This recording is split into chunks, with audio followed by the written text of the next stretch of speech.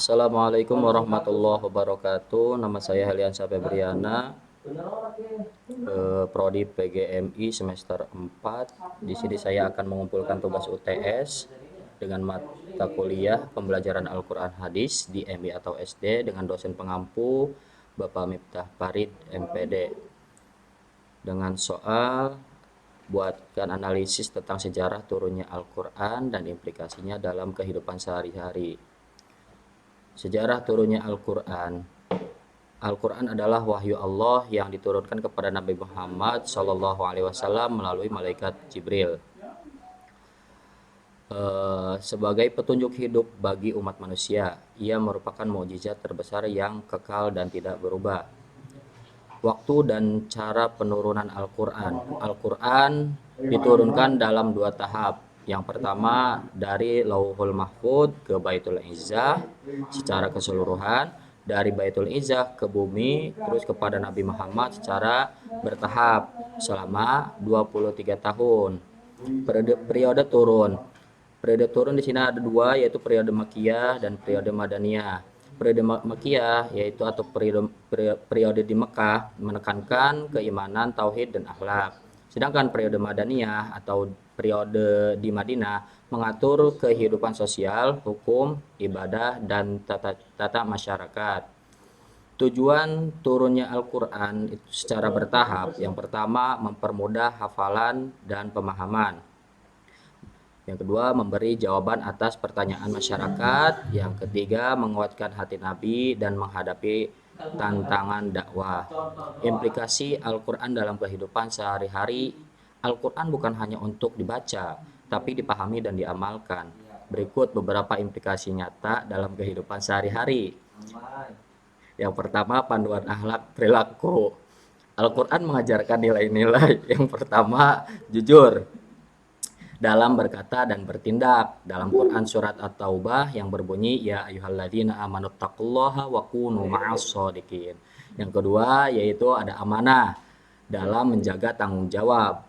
Dalam Quran surat Al-Mu'minun yang berbunyi walladzina hum li amanatihim wa ahdihim ra'un. Yang selanjutnya itu yang ketiga sabar dan ikhlas dalam menghadapi ujian. Itu tertera dalam Quran surat Al-Baqarah ayat 153 yang berbunyi ya ayyuhalladzina amanu sta'inu bis-sabri was-shalah innallaha ma'as-sabirin. 2. Membangun kehidupan sosial yang harmonis.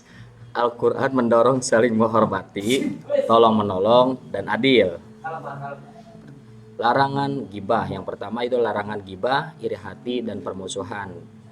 Tertera dalam Quran surat Al-Hujurat ayat 12 yang berbunyi ya ayyuhalladzina amanu jtanibu katsiran minadh-dhonn inna ba'dadh-dhonni itsmun wala tajassasu wala ta'tabu ba'dukum ba'dha ayuhibbu ahadukum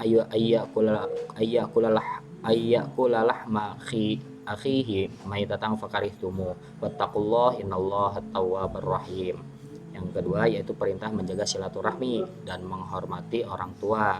Tertera dalam Quran surat Al-Isra ayat 23 yang berbunyi faqadha rabbuka alla ta'budu illa iyyahu wa bil walidaini ihsana imma yablughanna 'indakal kibara ahaduhuma aw kilahuma fala taqul lahumu uffin wa la tanharhuma wa qul lahumu qawlan karima.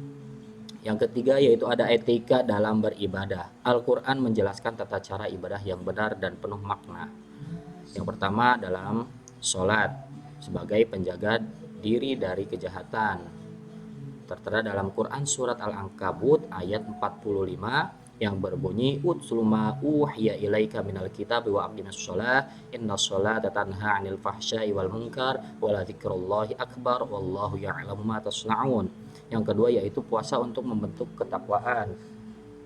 Itu tertera dalam Quran surat Al-Baqarah ayat 183 yang berbunyi ya ayyuhalladzina amanu kutiba alaikumussyiyam kama kutiba alal ladzina min qablikum la'allakum tattaqun. Yang keempat yaitu semangat menuntut ilmu dan berpikir kritis. Al-Quran mendorong umatnya untuk berpikir, belajar dan memahami ciptaan Allah dan dalam Quran surat Al-Alaq dari ayat 1 sampai 5. Contoh, menjadikan belajar sebagai ibadah. tidak menelan informasi mentah-mentah dan bersikap ilmiah serta terbuka. Yang kelima yaitu mengatur keuangan dan gaya hidup. Yang pertama yaitu perintah berinfak, menunaikan zakat, dan menghindari riba. Yang kedua yaitu larangan mubazir dan boros.